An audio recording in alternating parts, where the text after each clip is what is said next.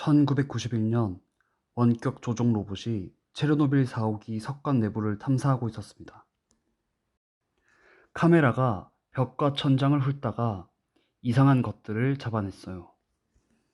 새까만 반점들이 여기저기 퍼져 있었습니다.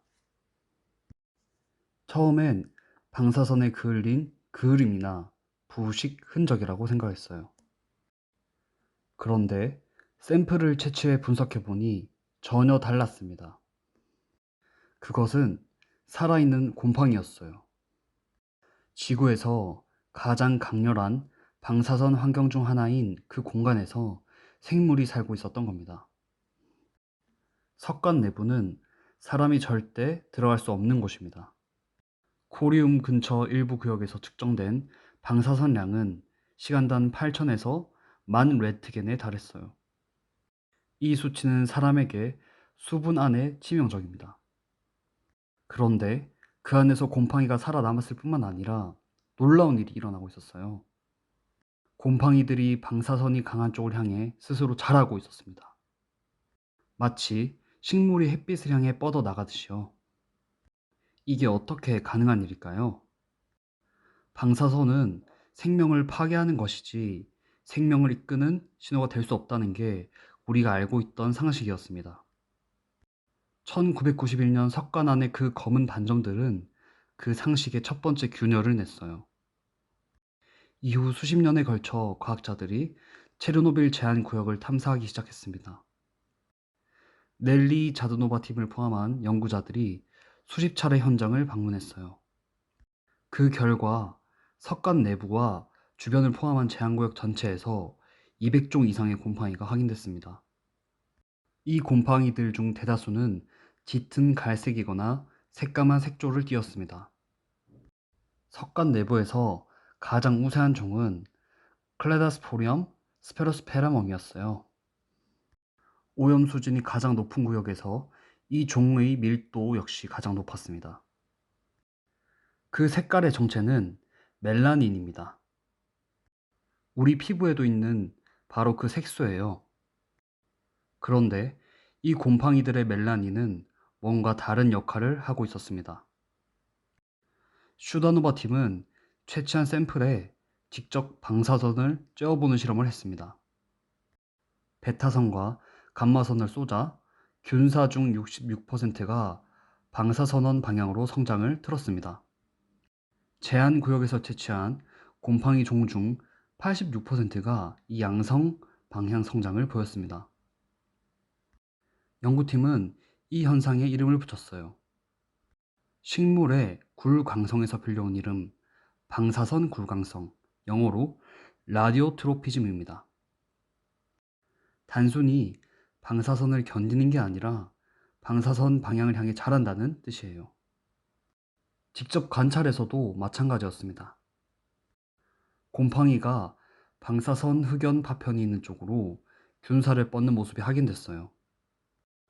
방사선 노출 후 20분에서 40분 안에 멜라닌의 전자 전달 속도가 3배에서 4배 빨라졌습니다.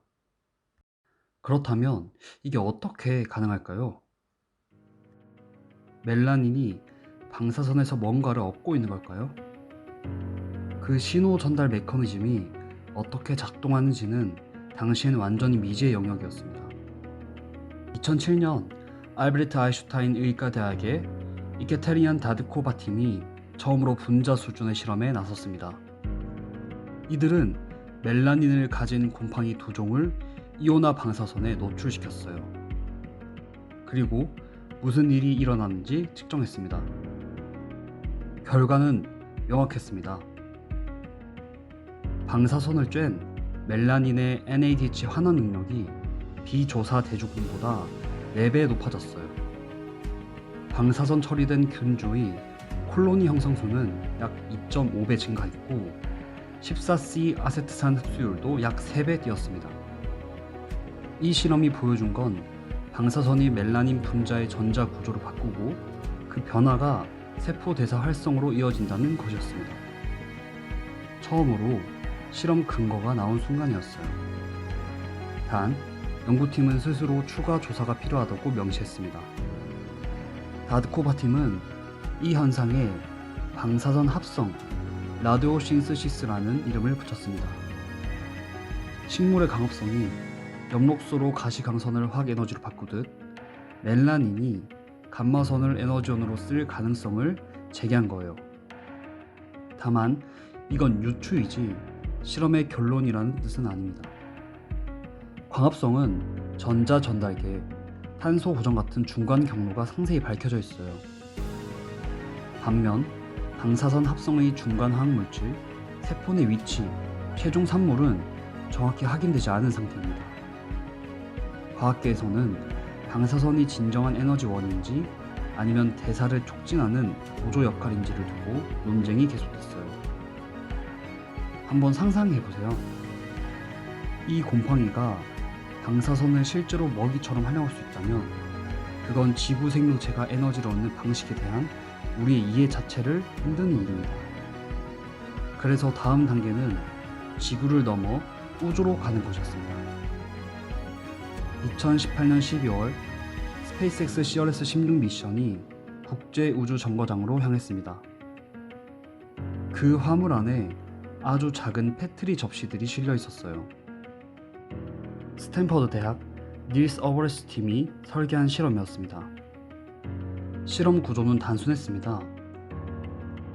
크레도스프리엄 스피르스프럼을 접종한 페트리 접시와 아무것도 없는 대조군을 나란히 놓고 그 아래 방사선 센서를 달았어요.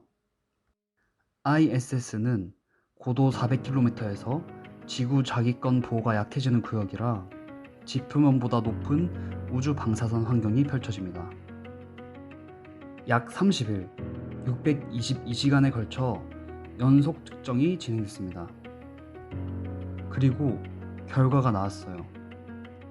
두께 약 1.7mm의 곰팡이막 아래에서 방사선량이 대조군보다 약 2.2% 낮게 측정됐습니다.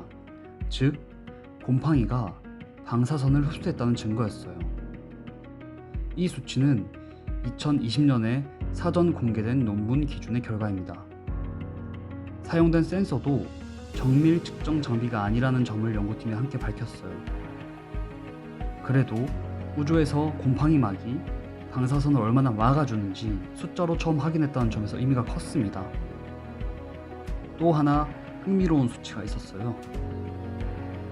ISS에서 곰팡이의 성장 속도가 지상 대조군보다 약 21% 빨랐습니다.